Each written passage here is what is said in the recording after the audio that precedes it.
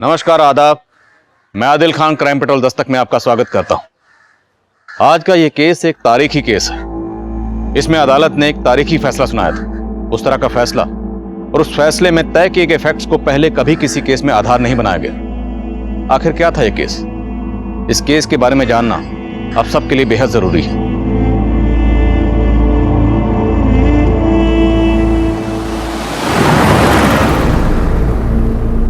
क्या हुआ बेटा? आंटी, बस थोड़ी देर रुक जाओ, हम पहुंचने ही वाले हैं। नहीं रुक सकती आंटी, प्लीज। बहुत तेज आई है। क्या हुआ? सर, इसे बहुत तेज टॉयलेट आई है। आगे देखो, कोई जगह हो तो गाड़ी साइड में लगाओ।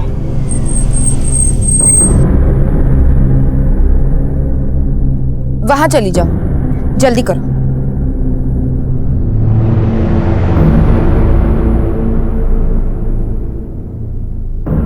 आंटी, मैं ऐसे कैसे करूं? आप उधर मुड़ जाइए ना। ठीक है।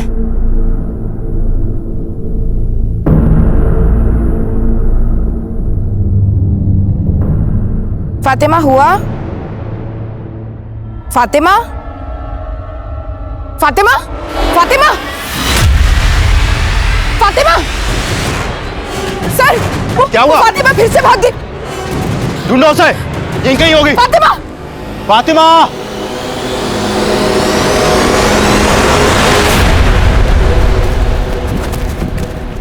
क्या हुआ? मिली फातिमा? नहीं सर, नहीं मिली।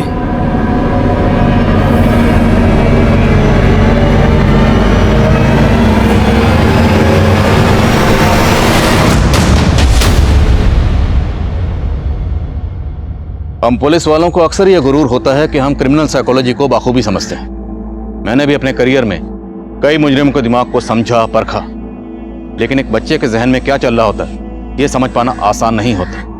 कोई बच्चा कब क्या फैसला लेता है, उस फैसले के पीछे क्या वजह छुपी होती है, यह समझ पाना बहुत मुश्किल होता है। और आज का यह केस भी एक ऐसी ही बच्ची फातिमा से जुड़ा था, जिसकी ज़हनियत को तब हम भी समझने की कोशिश कर रहे थे। लेकिन फातिमा हमें कब, कैसे और किन हालात में मिली, और वो हमारी कस्टडी से क्यों भाग गई थी, इन सारे सवालों के जवाब जानने के लिए आपको फातिमा की जिंदगी के उन पन्नों को पलटना होगा जिन्हें तब हम भी पढ़ने की कोशिश कर रहे थे।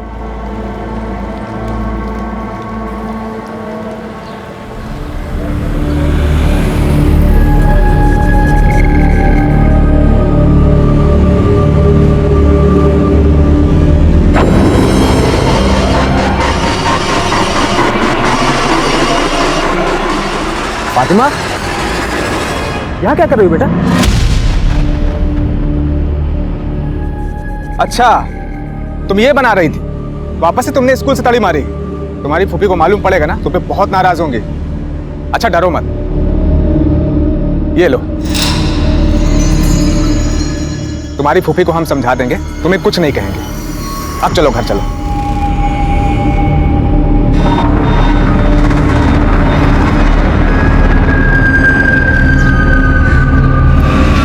कहाँ मटा गश्ती कर रही थी ये? हाँ, कहाँ पर थी तू? तुम यहाँ बाहर ही चालू हो गई हैं। छोड़ो, बच्ची है। चलो आओ फातिमा, अंदर आओ। क्या बच्ची है ये? हाँ, हरकतें देखिए इसकी। सुनो, आज मैं इसके स्कूल गई थी। पता है इसने मास्टरनी को क्या बोला है? कि मेरी फूफी को कैंसर है, मुझे घर का सारा काम करना पड़ता है, इसलिए मैं स्कूल का काम नहीं कर पाती। बोलती क्यों नहीं? फातिमा, क्या सच है कि तुमने ऐसा बोला?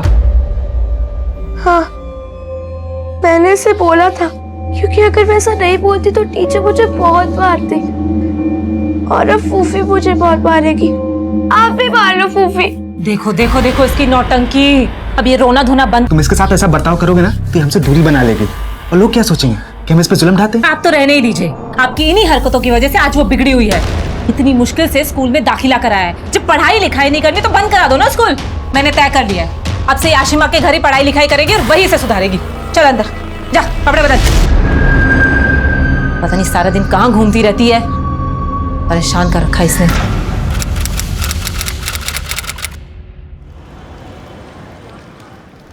अरे ये मेरा बच्चा क्या कर रहा है?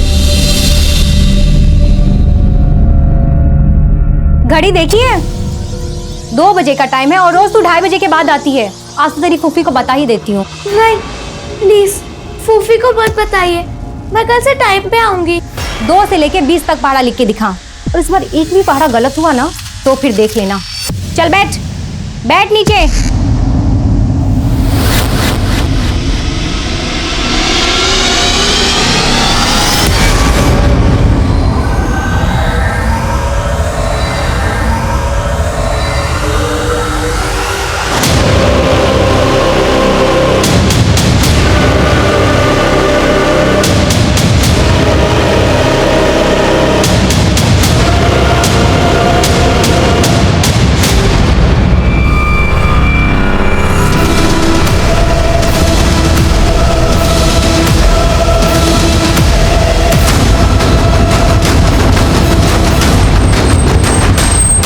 जैन सर, आइए।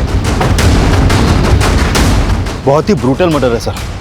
बच्चे की उम्र सिर्फ 10-11 साल की होगी और इतनी बुरी तरह से मारा है इसे और मार के इस तालाब में फेंक दिया। हो सकता है बच्चा इसी इलाके का हो। आसपास पता करो और बॉडी को पोस्टमार्टम के लिए भेजो। सर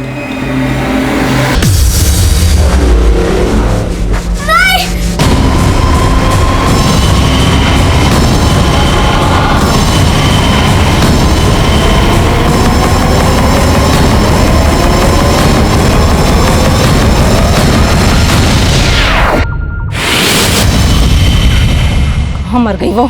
आज मिलेगी ना तो जान से मार दूंगी मैं उसे।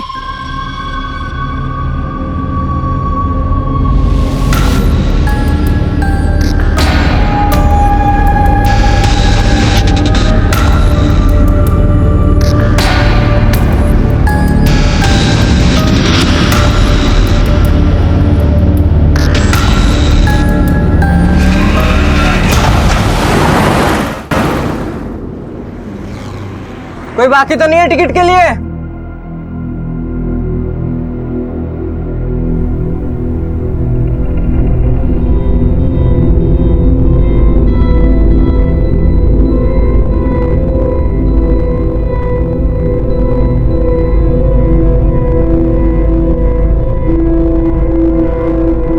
तुम फातिमा के साथ ऐसे कैसे कर सकती हो? कितनी बार समझाया कि उसके साथ ऐसे पेश मत आया करो। अब अगर वो नहीं लौटी तो लोगों क्या जवाब देंगे? बस, मुझे तुमसे ज्यादा फिक्र है फातिमा की। अगर इतनी फिक्र थी तुमसे डर के भागी क्यों? वो पहले भी ऐसा कर चुकी है, लौट आई थी ना। अगर इस बार नहीं लौटी ना तो खुदा कसम मैं तुम्हें।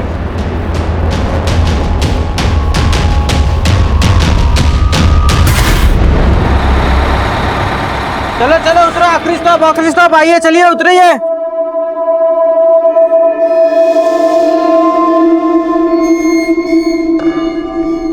चलो ड्राइवर भाई साहब डिपो ले चलो।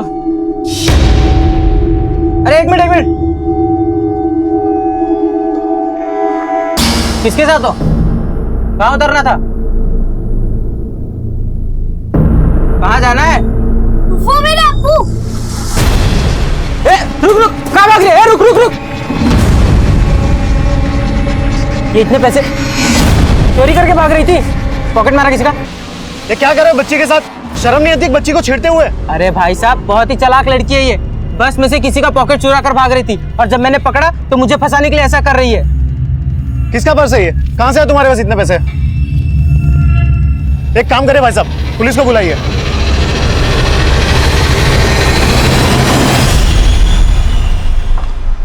Coming sir. कमिंग। सर, तालाब पर जिस बच्चे की लाश मिली थी हमने उसके बारे में तालाब के आसपास सभी लोगों से पता किया, लेकिन किसी ने भी उस बच्चे को आइडेंटिफाई नहीं किया। और हमने सभी पुलिस थानों में भी चेक किया सर, लेकिन किसी भी थाने में ऐसी कोई भी मिसिंग कंप्लेंट दर्ज नहीं हुई है जो उस बच्चे की उम्र और हुलिये से मैच करती हो सकता है बच्चा यतीम हो या फिर उसकी फैमिली से ही उसके मर्डर में शामिल हो, इसलिए मिसिंग कंप्लेंट फाइल नहीं की गई। हो सकता है coming sir. Coming.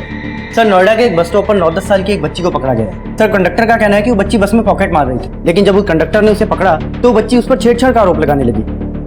Sharma. Sir चलो।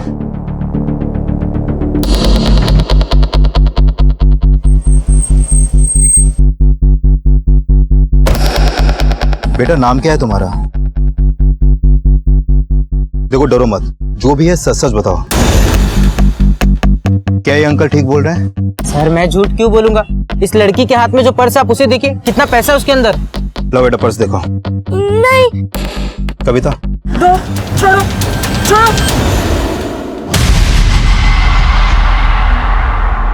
इतने पैसे कहां से आए तुम्हारे पास? बेटा तुम्हारा घर कहाँ है बताओ।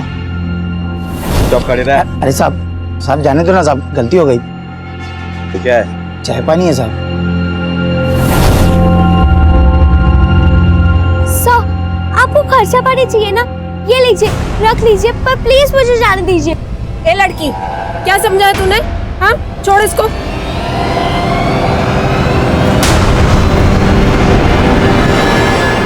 सर ये देखिए क्या निकला इस पर्स में। ये क्या है?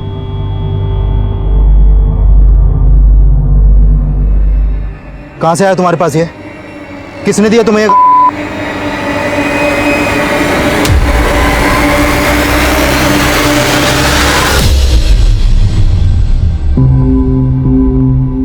बेटा, तुम्हें मालूम है तुम्हारे पर्स में क्या था? देखो, हम अब भी पूछ रहे हैं, सच सच बता दो, क्या वो पर्स तुम्हारा है? नहीं नहीं, वो पर्स मेरा नहीं है। तो वो पर्स आपने चुराया था? नहीं नहीं, मैं चोर नहीं हूँ। तो वो पर्स आपके पास कैसे आया? सर बहुत चालाक लड़की है। जब इसके पर्स में से पैसे निकले तो कहती मेरा है, और जब गांजा निकला तो मना करने लगी। मुझे छोड़ दीजिए, मुझे मेरे घर जाना है। अच्छा ठीक है, आपको आपके घर लेके जाएंगे, लेकिन कैसे लेके जाएं? पहले ये तो बताओ, आपका घर है कहाँ पे?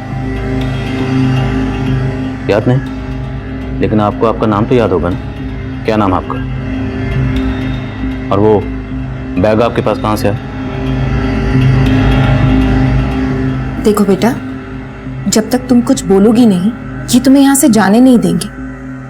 अब बताओ, तुम्हारा नाम क्या है? फातिमा। फातिमा, तुम्हारा घर कहाँ है? झारखंड। झारखंड?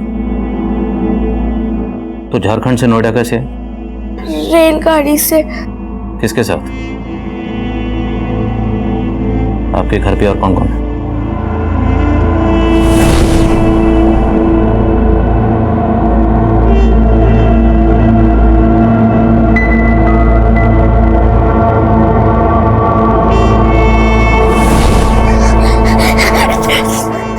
छोड़ो मुझे, मुझे घर जाना है, घर जाना है। हाँ बेटा, छोड़ो। आपके घर ले जाएंगे। अभी आप अंदर जाओ। शर्मा, पता करो, शायद कहीं से इस लड़की के बारे में कुछ पता चले। सर। और उस लड़के का क्या हुआ जिसकी लाश हमें तालाब पे मिली थी? कुछ पता चला? पूछताछ जारी है सर।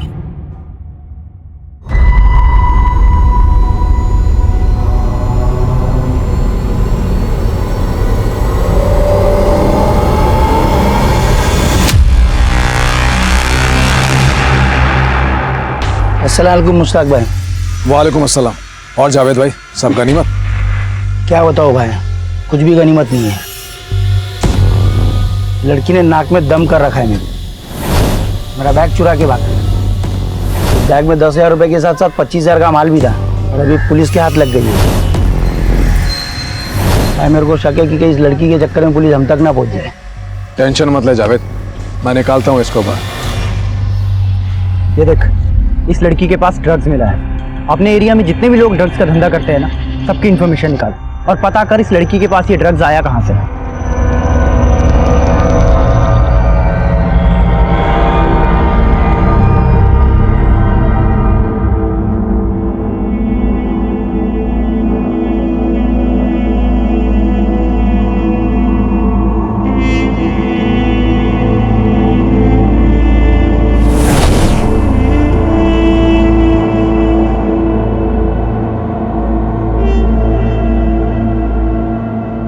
अल्लाह, फातिमा, ये क्या कर दिया तूने? पूरी दीवार खराब कर दी। अम्मी, दीवार खराब का किया? देखो कितनी खूबसूरत पेंटिंग बनाई है। ये आपा, ये भाईजान, ये आप, ये अब्बू और वो मैं, छोटी सी। बेटा, अगर फोटो बनानी थी तो कॉपी में बनाती। पूरी दीवार गंदी करने की क्या जरूरत थी? अम्मी, कॉपी भर गई है। मैंने अब्बू से कहा था कि वो कॉपी ले आए। हाँ तो तेरे लिए लाए हैं ना नई कॉपी, ये देख। ये मेरी नई कॉपी। मेरा प्यारा बच्चा। ना। आपा, भाईजान देखिए, अब्बू मेरे लिए नई कॉपी लाया है।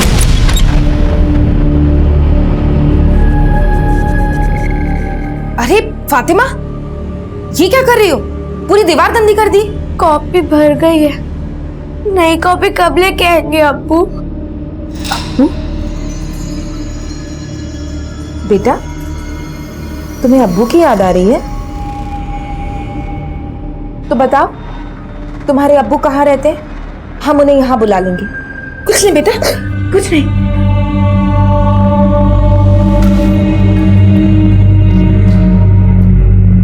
सर, जिस बच्चे की लाश तालाब में मिली थी उसकी पोस्टमार्टम रिपोर्ट आ गई है। उसकी मौत चाकू घोंपने से हुई थी और फॉरेंसिक टीम ने उसके कपड़ों की जांच की तो उसकी पैंट की जेब से ट्रेसेस मिले हैं सर। फातिमा के पास से भी मिले थे, तो हो सकता है फातिमा का उस बच्चे से कोई कनेक्शन हो। उसे मिलते हैं, मुमकिन है उसके बयान से हमें उस बच्चे पर कोई क्लू मिले।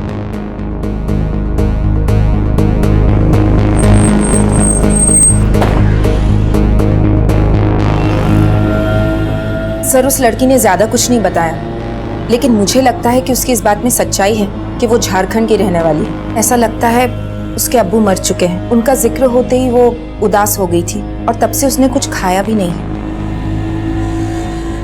मुझे नहीं खाना, मुझे जाने दो। क्या हो रहा है ये? मुझे जाना है यहाँ से। घर जाना ना आपको? बैठो। हम तो आपसे यही पूछ रहे हैं कि आपको कहाँ जाना है। जब तक आप बताओगे नहीं, हम आपको आपके घर कैसे लेके जाएंगे? बोलो। ठीक है, लेकिन हमने आपके घर का पता लगा लिया कि आप कहाँ रहती हैं।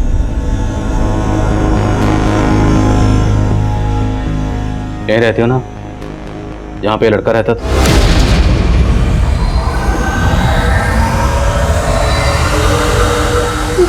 नहीं, मुझे जाना है। एक मिनट, बोलो कहाँ जाना? जगह का नाम बोलो। दुर्गापुर। गली नंबर, मकान नंबर याद है? नहीं, वो तो नहीं मालूम, पर मेरे घर की दीवार सफेद रंग की है।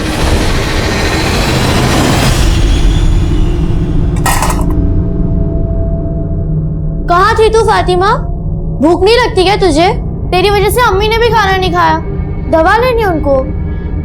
अम्मी आप खाना। अम्मी, आपको तो बुखार है। बुखार में सिर क्यों गर्म होता है? बातें बनाना छोड़ और चल खाना खा। रिहाना, ये अम्मी। बेटे खाना लिया तो? लाई अम्मी। ये ले, ये तेरे लिए, अम्मी आपके लिए। चल।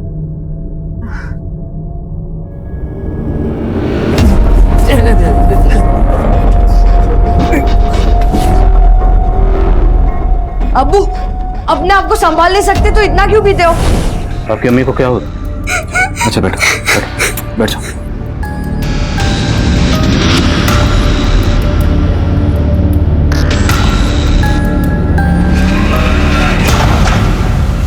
ये लड़की कुछ भी साफ साफ नहीं बोल रही है।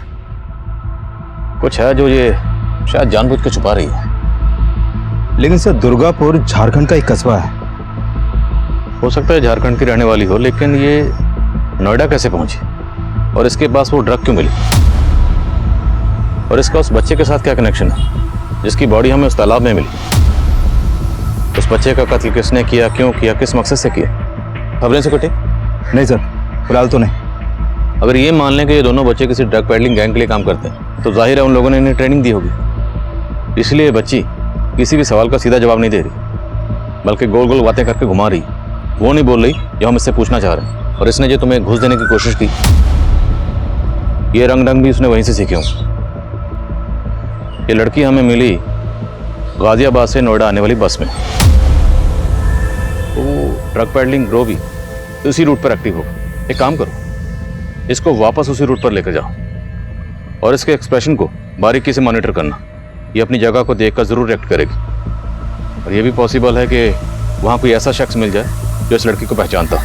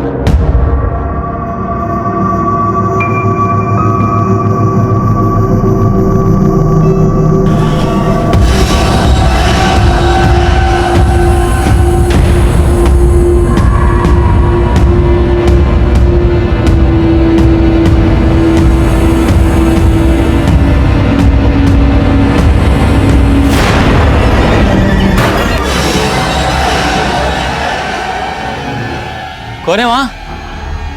कौन है? कौन है? चोर!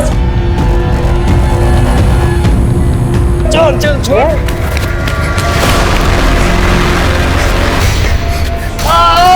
क्या हुआ? क्या हुआ? गार्ड! क्या हुआ? कौन आया था?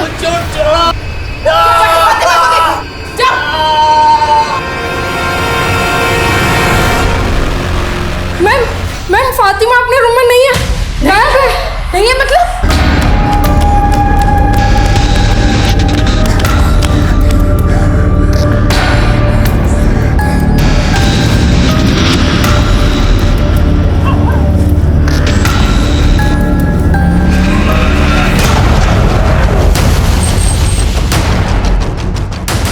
सर, यहाँ के गार्ड पे हमला हुआ है। फिलहाल उसे हॉस्पिटल भेज दिया है। फातिमा कुछ पता चला? नहीं सर। इधर सर, जब हम लोग आए तो गार्ड यहीं पड़ा हुआ मिला था। पता नहीं, एक लड़की गायब होगी और आप लोगों को पता नहीं क्या कर रहे थे। ये सिक्योरिटी यहाँ की? सर आज तक ऐसा कभी नहीं हुआ है। और मैडम आज तो हो गया ना? सीसीटीवी है? हाँ सर। फुटेज निकाली। फातिमा की फोटो सभी पुलिस स्टेशन में भेजो और पैटर्निंग टीम को भी इन्फॉर्म करो। सर,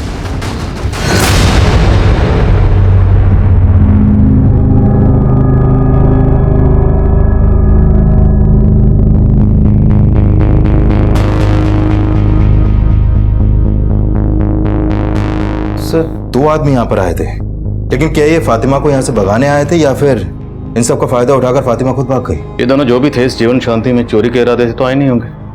तो इनका मकसद क्या था? फुटेज से साफ लग रहा है कि फातिमा इनके साथ नहीं गई बल्कि अपनी मर्जी से भागी।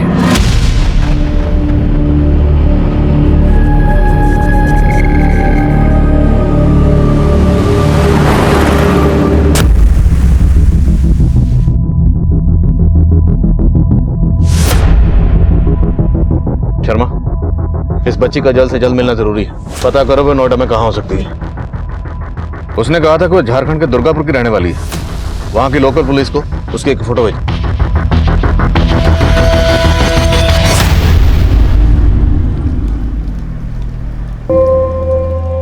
नमस्ते अंकल। हाँ नमस्ते, बोलो। एक बैग मिलेगा? 14 रुपए। ए रुक रुक रुक, चोरनी पैसे दे। ए रुक रुक रुक।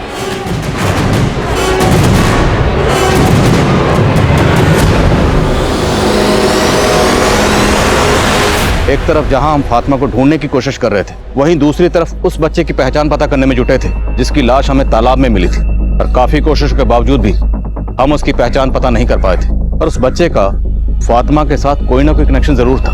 फातिमा की तलाश में हमने उसकी तस्वीर झारखंड दुर्गापुर पुलिस से शेयर की तो पता चला कि दुर्गापुर पुलिस काफी पहले से ही फातिमा के वालिद अख्तर के मर्डर केस की तहकीकात कर रही थी। और साथ ही दुर्गापुर पुलिस से फातिमा के उस घर के बारे में पता चला जहाँ फातिमा के माँ बाप जरीना और अख्तर के इंतकाल के बाद उसके दोनों भाई बहन उसकी बड़ी फूफी और फूफा के साथ रह रहे थे।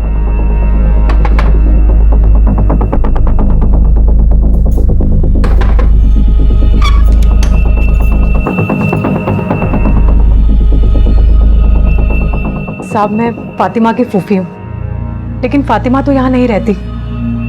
कहाँ रहती? वो फरीदाबाद में रहती है। मेरी छोटी बहन और उसकी छोटी फूफी शबनम के यहाँ पर।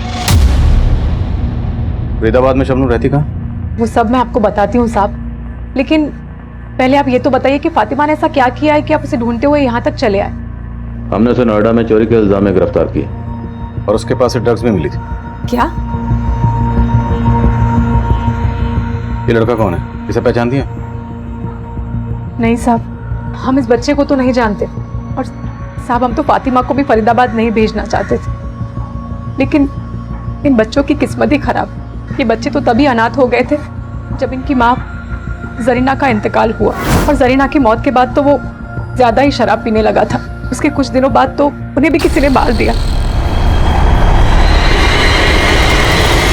और कमाल, रेहाना और फातिमा, ये तीनों बच्चे अनाथ हो गए। साहब ये दोनों तो फिर भी बड़े हैं, लेकिन फातिमा इतनी छोटी उम्र में ये हादसा उसे बर्दाश्त नहीं हुआ। वो अपने अम्मी अब्बू को हमेशा याद किया करती थी और अकेले में बड़बड़ाया करती थी।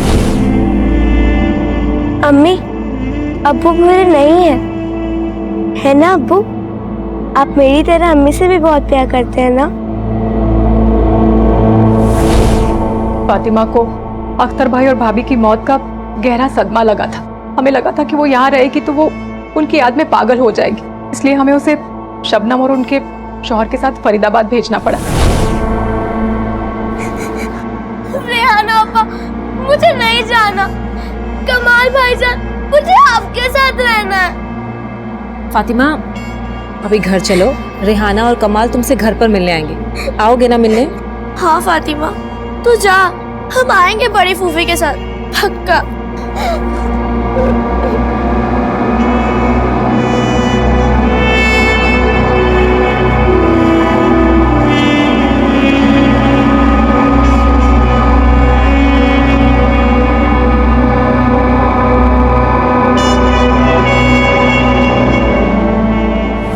इनसे शबनम का नंबर और एड्रेस लो और शर्मा को बोलो कि तुरंत शबनम के घर जाओ।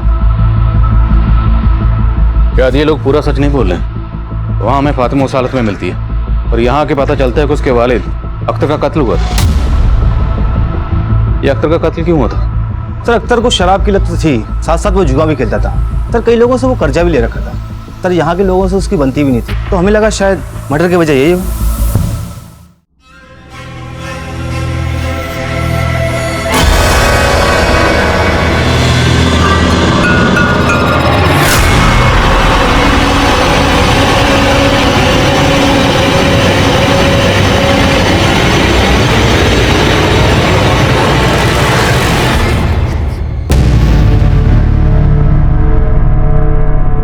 तुम लोगों ने कुछ भी छुपाया ना तो तुम दोनों ही जेल में हो गए।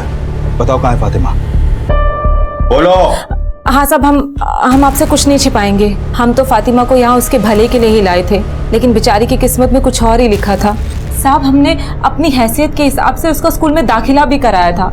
हाँ, शुरुआत में उसका यहाँ मन नहीं लगता था, लेकिन बाद में उसका पढ़ाई में खूब मन लगने लगा था। फूफी, फूफी आपको पता है मैंने स्कूल में टॉप किया है। मुझे 100 में से 95 मार्क्स मिले। अरे वाह, दिखा। अरे वाह, शाबाश। मैं बहुत खुश हूँ। अरे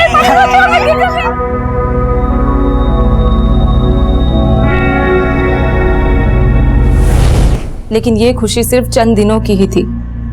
फिर पता नहीं क्या हुआ, उसका धीरे धीरे पढ़ाई से भी मन हटने लगा। हम उसे स्कूल भेजते थे तो स्कूल से भी भाग जाती थी। आए दिन उसकी मास्टरनी उसकी शिकायत करती थी। मैं जब उसे समझाती थी तो वो घर से भी भाग जाती थी और रास्तों में भटकती रहती थी। फिर हमें मजबूरन उसका स्कूल बंद करवाना पड़ा और फिर उसके बाद वो आशिमा के घर चली गई पढ़ने के लिए। आशिमा? कौन आशिमा? आशिमा मेरी सहेली है, वो यहीं पास में ही रहती है। आशिमा उसे पढ़ाती थी और फातिमा बदले में आशिमा के बच्चे का ख्याल रखती थी। लेकिन कुछ दिनों के बाद फातिमा का मन वहाँ से भी उब गया था, वो वहाँ से भी भाग गई। सर, हमारी जिंदगी तो उसको इधर उधर ढूंढने में ही बीत गई है। लेकिन अभी फातिमा इतने दिनों से हमारे साथ थी, तो इस बार उसको ढूंढने की कोशिश नहीं की तुम लोगों ने? और उसकी मिसिंग कंप्लेंट भी दर्ज नहीं करवाई? साहब, हम लोग कंप्लेंट करना चाहते थे, लेकिन इस बार हम लोग डर गए थे। किस बात से डर गए थे? वो साहब, इस बार फातिमा से बहुत बड़ी गलती हो गई थी।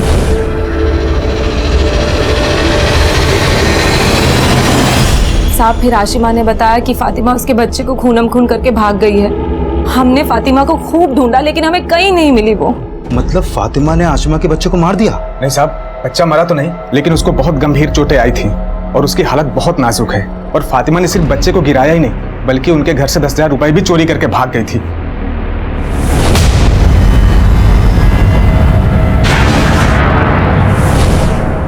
ये आशिमा का घर कहाँ है, बताओ मुझे। चलो। साहब, वो लोग यहाँ पे नहीं है, बच्चे का इलाज करवाने मुंबई गए हैं।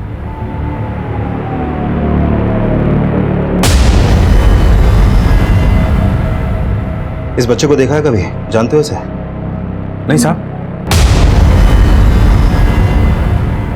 लेकिन शर्मा, एक 10-11 साल की बच्ची में इतना गुस्सा, ये नॉर्मल बात नहीं हो सकती। होगी भी कैसे? पिछले 1-1.5 साल में इस बच्ची ने इतना सहा है, इतना देखा है। अपने माँ बाप को है, अपने भाई बहन से दूर, या अपने फूफा फूफी के साथ रह रही।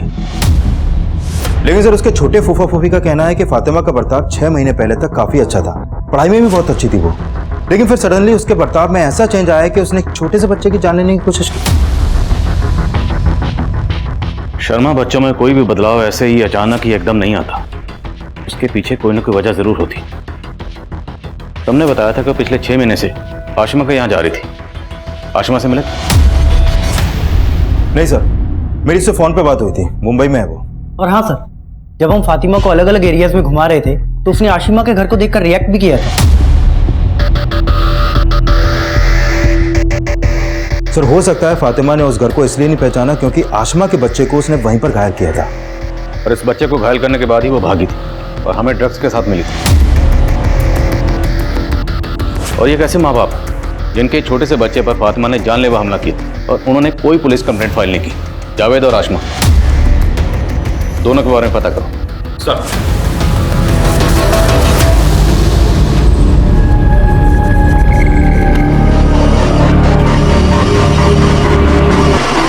क्या फातिमा, घर नहीं चलना है क्या? आजा, घर चलते हैं।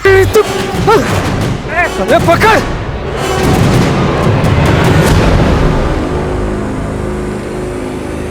अंकल, 2 गुंडे मुझे परेशान कर रहे थे, मुझे बचा लो प्लीज। कहाँ है गुंडे? दिखाओ, कहाँ है गुंडे? अंकल, मैं सच कह रही हूँ, वो भी यहीं पे थे। बस फातिमा, बहुत कहानी बना ली, बहुत घुमा लिया हमें, चलो अब।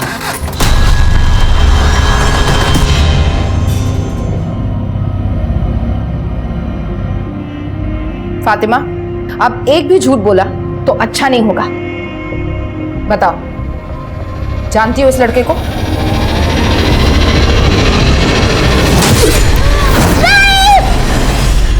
नहीं।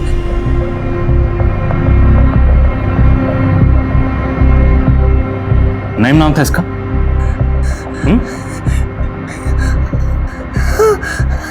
और वो 2 लोग कौन थे जो उस रात यहां पर आए थे और तुम भाग गए थे?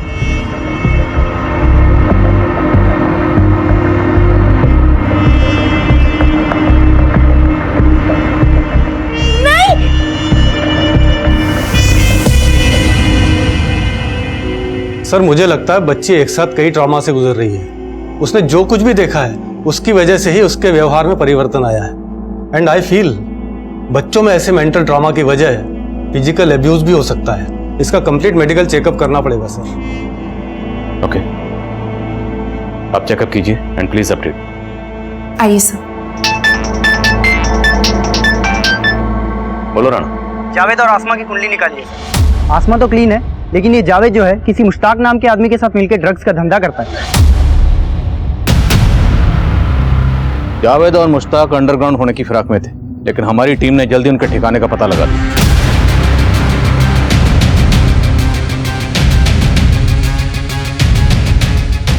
जावेद और मुश्ताक को हमने गिरफ्तार कर लिया था, लेकिन फातिमा की मेडिकल रिपोर्ट ने हमें चौंका दिया। एक 10 साल की बच्ची के साथ लंबे अरसे से रेप किया जा रहा था।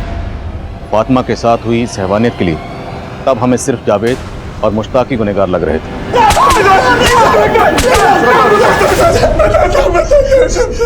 हमने फातिमा का रेप कभी नहीं किया साहब, बस पिछले 6 महीने से हम लोग उसे अपने ड्रग्स का माल बेचने के लिए इस्तेमाल कर रहे थे साहब, बस। हाँ साहब, वो मेरी बीवी के यहाँ पे पढ़ने आया करती थी, तभी मुझे उसे इस्तेमाल करने का आइडिया आया था। फातिमा, आज के लिए काफी है, तुम घर जाओ, ठीक है?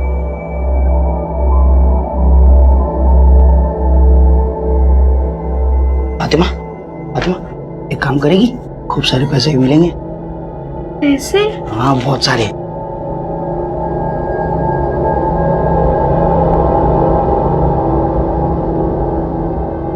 फिर मैं उसे थोड़े पैसों का लालच देकर उससे अपने कस्टमर्स को ड्रग्स पहुंचाने के लिए बोलने लगा।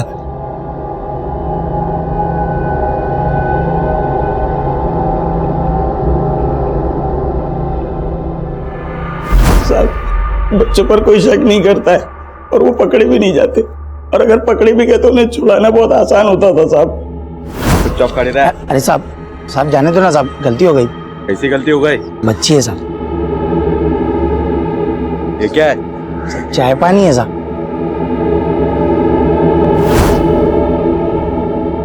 ये बच्चा भी तुम दोनों के लिए काम करता था?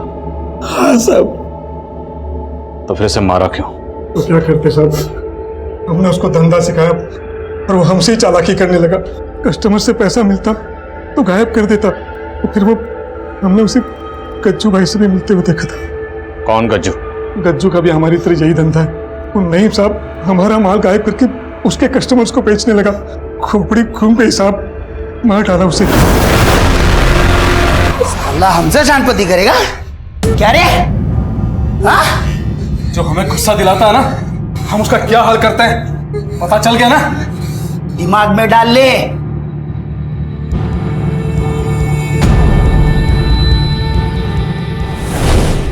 साहब हमको लगा नईम की मौत के बाद फातिमा काबू में आ जाएगी, लेकिन अगले दिन जब वो मेरे घर पे फिर से पढ़ने के लिए गई तो साहब उसने मेरे ही बच्चे को जान से मारने की कोशिश की।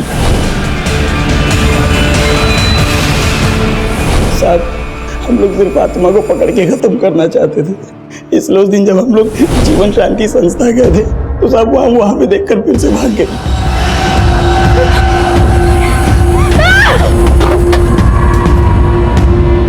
कौन है? छोड़ साले, रुक साले रुक।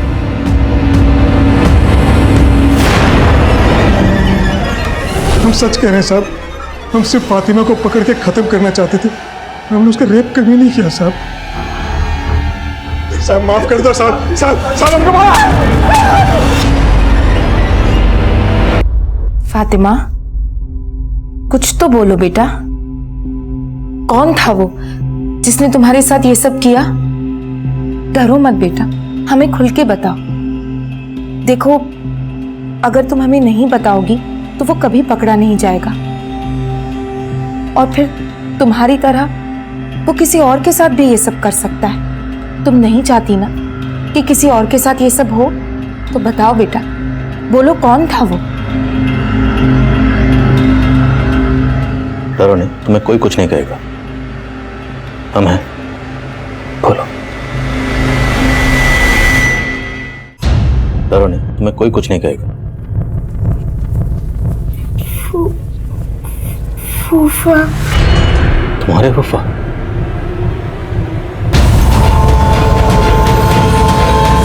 साहब इन्होंने कुछ नहीं किया, इन्हें छोड़ दीजिए। वो लड़की झूठ बोल रही है।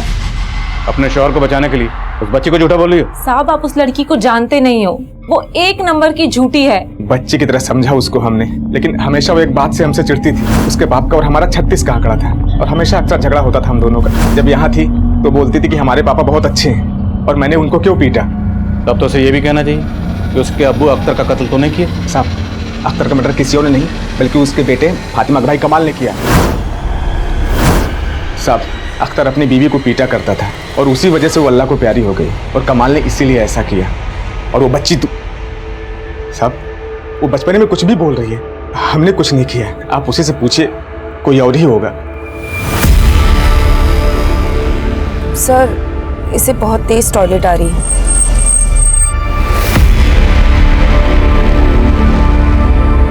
सर, क्या हुआ? फातिमा फिर से भाग गई।